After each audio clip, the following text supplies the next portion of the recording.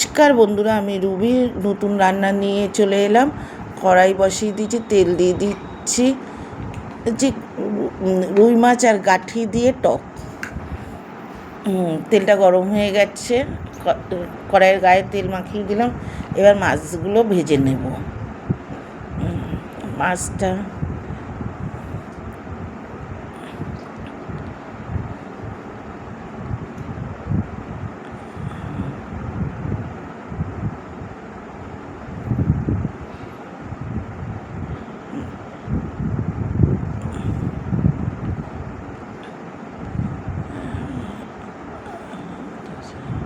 এই মাছটা হবে না, এই মাছটা হয়ে যাবে।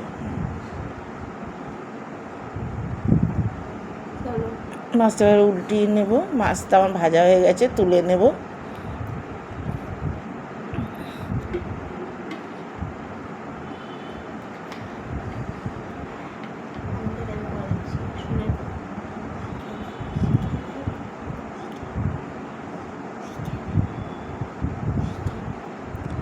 ওই মাছের তেলের ফোড়ন দিয়ে দিলাম, তেজপাতা, শুকনো লঙ্কা আর সাদা জিরে। এবার গাঠিটা দিয়ে দেব। গাঠি সিদ্ধ করে রেখেছিলাম আগের থেকেই আমি। গাঠিটা একটু ভাজা হয়ে গেলে নুন হলুদ দিয়ে দেবো।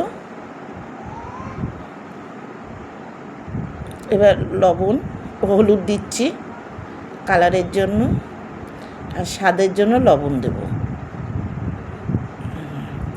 দুটো একটু ভালো করে মিশিয়ে নেবো। গাঠির সাথে কাঁচা লঙ্কা দিয়ে দিলাম 6টা। ভালো করে নেড়ে নিচ্ছি। মিশে গেলে জল দিয়ে দেবো। এবার জল দেবো।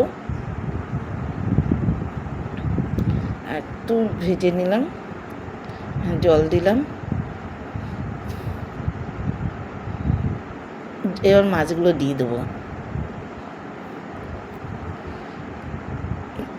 মাছগুলো জলের সাথে ভালো করে মিশিয়ে নিয়ে ঝোলের সাথে তারপর ঢাকনা দিয়ে দেবো।